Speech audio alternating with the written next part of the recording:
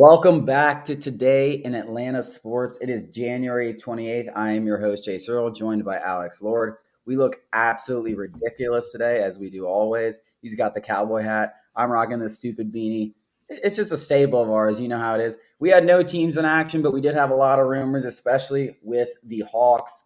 John Collins, are we moving him?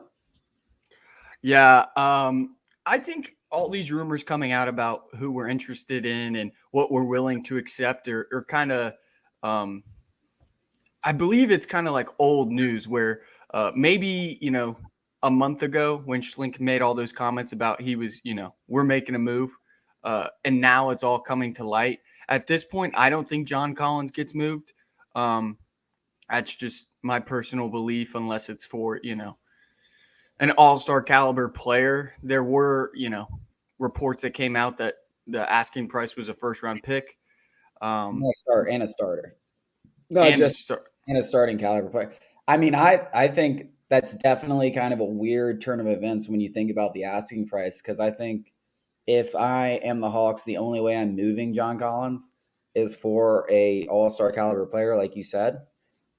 But like a first round pick and a starter, I mean that is weird to me. Like I just think like I wouldn't give away John Collins. I think John Collins. I mean I think we both think John Collins is a piece to a championship organization, a championship team. Whether he's the third piece or whether he's the fourth piece, but he is a piece. Like there's no doubt about that. He does all the little things to win. I've been super, super, super impressed with the way that he has kind of played out through all these rumors in the last 2 years. I mean, he's just put his head down, energy up. I mean, I almost feel like he gets better. I think I said this on one of the episodes a couple of days ago. I almost feel like he is better when there's rumors around him. It's like he just doesn't even care. So I think he is. I know you've said it on Twitter, like the Patriot way. I mean, the guy's a championship player. I think he does all the things that you need to do to win. So I'm not trading John Collins unless it's for, I mean, maybe a Ben Simmons, maybe a Jaylen Brown. Like those are some guys that come to mind when you think about blockbuster trades at the trade deadline. But unless it's that, I mean, getting a first round pick and a starting caliber player. I mean, what is a starting caliber player? I mean, now you need to replace a start. I mean, if you trade John Collins, are you playing 0-0 at the 4? I mean, maybe, but like that is the world's worst. I mean, the defense might be great, but that's the world's worst offensive lineup I could think of for the Hawks. I mean, 0-0 and Capella I mean, they can't shoot. So yeah, neither can stretch the floor. That wouldn't look good. It would just be a log jam down there in the paint. That doesn't work at all in my head. And like you just said, it doesn't make any sense. I don't think the Hawks trade John Collins. I think all these rumors are just coming in now, and maybe they were true a month ago, but I just don't see it to this point. I don't see it, but it's definitely interesting. I can almost guarantee the Hawks will make a move. We have some other rumors. We had there was a rumor Cam Reddish and who Kevin Huerter. Yeah. Was that it? Cam Reddish and Kevin Huerter going to the Celtics for Marcus Smart, who Marcus Smart's a guy that I actually have been kind of like pushing the Hawks to go get. Reddish, obviously, I think we found out that he was a fraud. I kind of had to tell people that. I don't know why it was so hard to tell people that, but the guy was fucking awful for us, and he's awful for the Knicks, and he's not going to play for the Knicks. I think that's the funniest thing that's happened in a while was like Cam Reddish getting traded and being like, and then finally announcing to the world like his kind of it was almost like a lack of self confidence that he couldn't say it when he was on the Hawks, and then he gets traded. He's like, I think I can be a star, like I'm a star player, and then it's just like you go to the Knicks and go immediately to the bench. I think that's hilarious. I feel bad. Like I don't want to like laugh on his downfall because I was a big Cam Reddish supporter when he came to the Hawks. But I'm laughing at everyone who was like, dude, this guy's an all-star player. Why are we trading him? It's like, dude, you guys are idiots. All right, like shut up. We can definitely laugh at the Knicks organization. There's a clear disconnect between the head coach and general manager. The general manager made this move, and then Thibodeau was like, hey, man, I mean, I don't have anywhere to play this guy. What are we doing? I mean, I've been laughing at the Knicks organization since we beat the shit out of them in 5 games. And listen, if we play the Knicks in the playoffs, good fucking luck. We're going to absolutely smash you. And it's actually laughable because they win these regular season games. I mean, they won all the regular season games last year. They're going to probably win all of them this year. I think they're 2-0, and they'll probably win 4. I genuinely believe they'll go 4-0, if not 3, at the worst 3-1. They have no chance in the playoffs. 0%, like zero. Like they will get absolutely smashed in the playoffs. They'll be lucky to win a game. I mean, they were lucky to win a game last year. They were down like 15 at half, and the only game they won last year. They have 0% chance. So New York people are just delusional. So that's why it's even funnier that they got Cam Reddish, because Cam Reddish is the king of delusional. Like, I mean, like the fans that believe in Cam Reddish are so delusional, it's not even funny. Like, I've said it a million times. I think if I haven't said it on this podcast, I've said it on other podcasts. Dude, I'm not saying give up, but like stop trying to push Cam Reddish as a very good player, because not only is he good, not only is he not good, he's awful. Like he has been a legitimately awful player throughout his NBA career. Like there was a reason he was the worst plus minus differential on the Hawks. And it wasn't just because we weren't healthy. He sucks. He sucks. So like I'm so sick of people saying, oh yeah, like yes, I know he has potential. I've been screaming this from the rooftop since he was in high school. I know he has that potential. But right now, he blows. And when you're 3 years into your NBA career, you're not going to get a contract extension. And we got a first round pick in Kevin Knox. I said it. Kevin Knox right now, better than Cam Reddish. He really is. He really is. The Knicks fans are going to find out about it. I'm telling you. Yeah. Cam's incredibly inconsistent on the offensive end. But what makes it even worse is, his defense took a step back this year with the Hawks, which is just, that was his best attribute, for a while with the Hawks, was his length on the defensive end and, his energy coming off the bench. And, he didn't have that because he obviously wanted out of Atlanta. He wanted a bigger role on the offensive end. And now, grass ain't always greener. No, I mean, it's hilarious because, and like I said, like him coming out after the trade and being like, I think I can be a star. Like, I thought you could be a star too in 5 years. Like, you're not a star right now. And the Knicks immediately benched him. I mean, I thought it was hilarious. But let's talk about these other trade rumors. We got Marcus Smart. We kind of like went off on a beaten path on Cam Reddish. But Kevin Huerter and Cam Reddish was the potential deal for Marcus Smart. And I love Marcus Smart. I kind of like, it's like a love-hate relationship though. Because like the guy does like chuck up shots that you never want to see him shoot. Like he's like a 31% 3-point shooter, but he's that second playmaker you need next to Trae Young, and defensively one of the best defensive players in the league. And more than anything, it's that dog mentality. It's that I just feel like even with the Hawks winning right now, they lack someone. I feel like Solomon Hill kind of brought it last year. But they lack someone who's really like, yo, like, let's go. Like, they need somebody who's going to they need somebody who's going to get in the players' asses. That's not a coach. It's different when, a coach is yelling at you, you're always like, well, I'm a player, you're a coach, blah, blah, blah. But if a player is yelling at another player, they tend to take it differently. And Marcus Smart is exactly that, similar to what Solomon Hill was. And I agree with, his defense is his biggest attribute, but he's a decent 3-point shooter. Obviously, he chucks up some ridiculous shot. He's a better spot up. No, he's a better spot up 3 shooter than he is, coming off the dribble. And that's what 3-point shooter, but he has offense. I mean, listen, you have to actually respect his shot because the guy is willing to chuck up anything. Because he will throw it up. But he's not a good 3-point shooter. He needs to stop doing what he does. I'm telling you, he's a better spot up 3 shooter than he is off the dribble. He's a decent spot up 3-point shooter. Yeah, regardless, it doesn't even matter. He can kind of shoot the 3, but more than anything, he can play and make. He can play and make. I mean, he's a point guard in college. He's played point guard primarily in the NBA. Like, he is a legitimate point guard. I think he averages, close to five assists a game. I think a little bit over that over his career. So he can play make, and I think that's the biggest attribute he brings to the Hawks. And you have to defend him at the three-point line simply because he's so willing to take shots. And I don't know. I will say, like, when you watch Marcus Smart in big games, he kind of always seemingly makes threes. Like, I know his percentages don't say that, but like every time I feel like I'm watching Marcus Smart in a big game against the Hawks or, in the playoffs or something, he's just like he has no problem shooting. Like, let's say that. No problem shooting. But then he randomly is like, damn, he just made that. Like he's now like 5 for 12 shooting threes, which isn't that bad. Yeah, let's segue to our king, our god, the best true point guard in the NBA. Trae Young was named a starter. It's his second appearance, finally. He was snubbed last year, but we'll just forget about that. I'm sure voters will regret that eventually. He's averaging just under 28 points a game, over 9 assists a game. His shooting numbers are the best of his career, over 45 from the field, and 38% from three.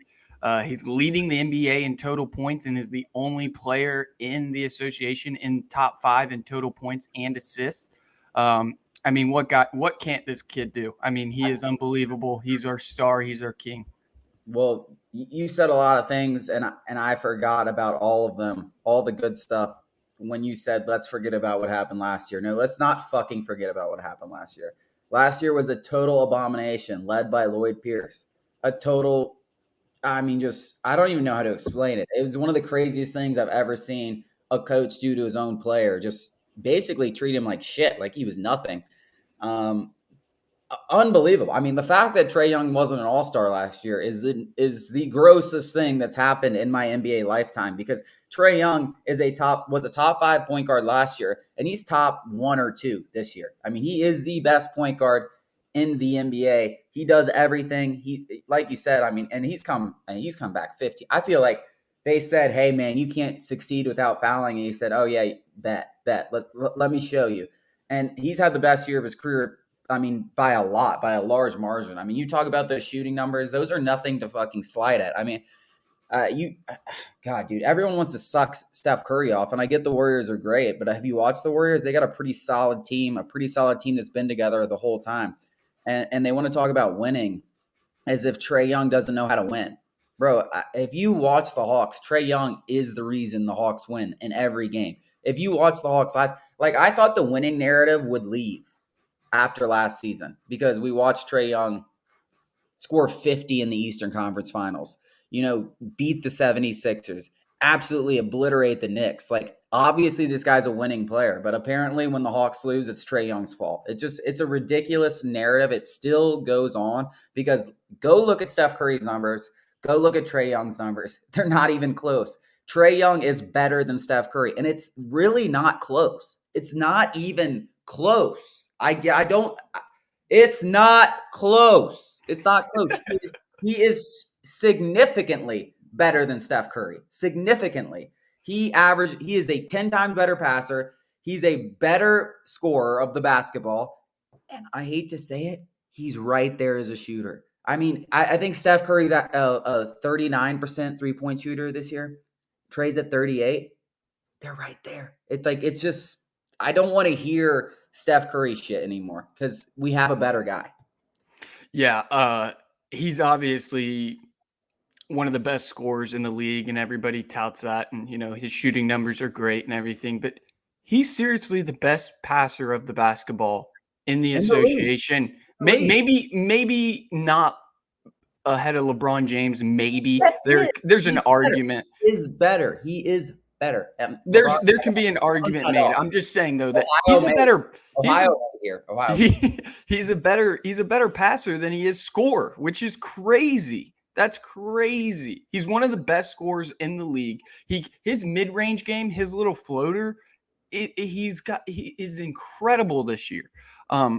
It's only going to get better, and he's always got that ability to distribute the basketball. We didn't even talk. This wasn't part of the show, but if you were to rank Trae Young in terms of what, I'm not going to say like put a number on it, but like, where is he? Like, is he top 5? Is he top 10, 15, 20? Like, where is he in that 25, 30? Where is he in that ranking?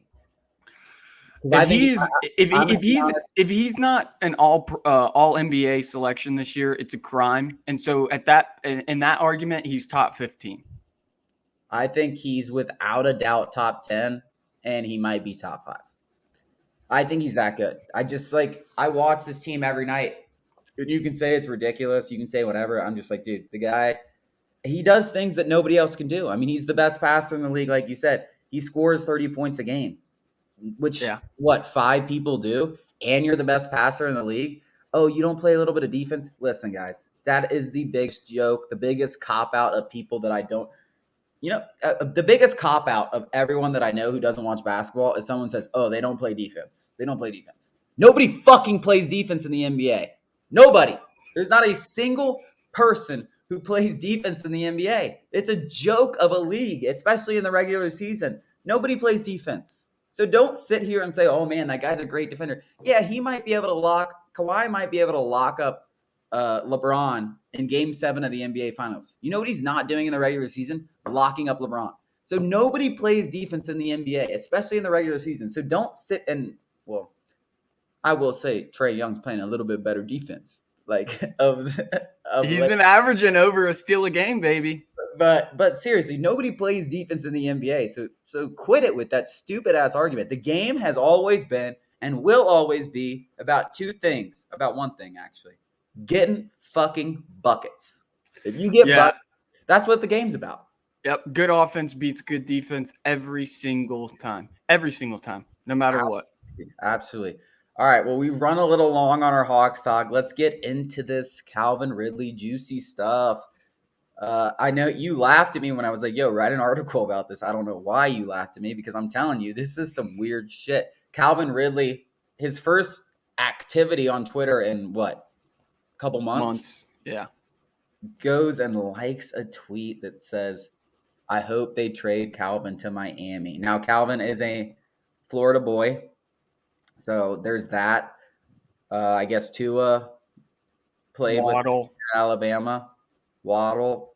But like, do you need your friends to play at your workplace? I mean, you're my friend, Alex, so I guess maybe I do, but it's just weird. The whole thing's weird. Then he unlikes it. I don't think there's any doubt that it was on purpose. He definitely wanted to cause a stir. Me and you see very, very differently on Calvin Ridley. I think like PC. I should probably shut my mouth, but I'm not PC. That's why you bring me. That's why you listen to me. I think the whole thing's a joke. I think this, and I have no problem saying this. I would tell this to Calvin's face. I think the whole mental illness thing, the whole thing, has it just. I don't think there's any legitimacy to it, and I think we are going to trade him. I think we're going to trade him for that very reason. I think there is very, very, very much to this story that hasn't been revealed. I think basically he's probably asked for a trade. And it's just gone under this cover of blanket of mental illness. Because I think the mental illness thing helps the Falcons and Calvin Ridley. I think it helps both of them. Like if him asking for a trade reduces the Falcons' leverage. You think like why wouldn't you just ask for a trade? Well, I think that doesn't help the Falcons. It doesn't help Calvin Ridley either. So him just kind of going under the blanket of mental illness. It makes it easier to trade him. It gives him more value. Like it gives the Falcons more leverage. So that's really my opinion. And there's going to be a lot of people be like, "Oh, you're making fun of." No, listen. If he is mentally ill, all the credit to him. I just don't believe it. Yeah, on situations like this, for me personally, it's easier for me to just give him the benefit of the doubt, and then retract that if it ends up being a farce. It's easier to walk back something like my opinion versus your opinion, and that's why I think that. I'll get absolutely smacked. I'll probably get smacked in the comments for saying what I said, but I don't believe it. That's what I'm going to say. Yeah, it's difficult for me to imagine in this day and age with social media the way it is and all the awareness around mental illness that a player would, basically hide behind this his struggles. I don't see it being that. I do see what you're saying, and I'm not saying that you're wrong or that it doesn't make sense. And we probably might never find out the truth. unless Calvin Ridley goes off and says something I'll about it. find. We're not going to hear. We're not going to hear it from the Falcons. That's I for will sure. find out the truth. I have my roommate played with Calvin Ridley, so I will find out the truth after the situation. I know he's not. I don't want to text him now because it's like it would just kind of be weird. Like, hey, are you actually depressed? Like, like what do I say? But I will find out the truth after the fact if it doesn't come out, without a doubt. Yeah, it's a difficult situation all around for everybody involved. Falcons, Calvin Ridley, Falcons fans. But one point I have to make is, let's just play the hypothetical. He is dealing with some mental struggles. Of course he's not going to come back and play for the Falcons. Fans have absolutely berated him on this. I mean, I wouldn't want to go play for the Falcons if I was him. I mean, the fan base sucks. The fan base is just not supportive. And I get what you're saying. It seems sketchy. He's adding fuel to the fire. I get it. But Alex, nobody wants him here. I don't want him here. I want him here. I do not. I absolutely would not. Like, I mean, if he's back, he's back. You don't really have a choice. I'm definitely not extending him. There's no way I'm giving him contract extension. There's absolutely no way. There's no way. That's a whole different aspect of it. Fontenot is not in a position to hand a receiver $17 to $20 million per year. We're not in a position to do that. Or though he kind of is because that's when Matt Ryan's contract's up. So you're going to have so much money when that ends. You are going to. And this is why I'm big on the tank. This is why I'm big on the tank. Get Matt Ryan out of here. Bryce Young. We're killers, bro. Like all of a sudden do you see how the league changed? Look at Joe Burrow. Look at my jersey right now. They were we need to find our Joe. They were 1-15 2 years ago. 1-15. The worst team. They get a quarterback, and they're the best team in the league, or one of the best 4 teams in the league. And guess what? I will be there in Arrowhead, rocking the Burrow jersey, middle fingers up to everyone who wants to talk shit. I'm telling you, are they gonna win? I think they're gonna win. I like Bengals money line. I feel like they should not be in this situation, but it's Joe Burrow. Like, are you surprised? I'm not surprised at all. I mean, we were both there during the Burrow days. It's just like, dude, the guy's the GOAT. Like, he is that dude. And like somehow the swagger transcends. And dude, he's not. People talk about the offensive line. The offensive line sucks for the Bengals, but like they got exposed as they possibly could against the Titans. The Titans have a great pass rush. The Chiefs average, if at best, as far as pass rush. Obviously, Jones is a beast, but everyone else is average as shit. You double team Jones, like they're gonna have time to play. And have you T. Higgins, Jamar Chase, Tyler Boyd, Uzuma, and don't forget Joe Burrow. I'm telling you, man.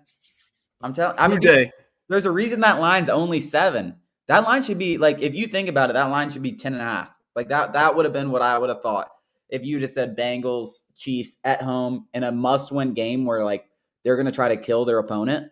There's no like, oh, this is a regular season. No, like we need to kill this team. That game should be 10.5 easily. I'm telling you, Vegas is kind of thinking, they're kind of hopping on the Joe train. They're like, yo, this guy's a killer.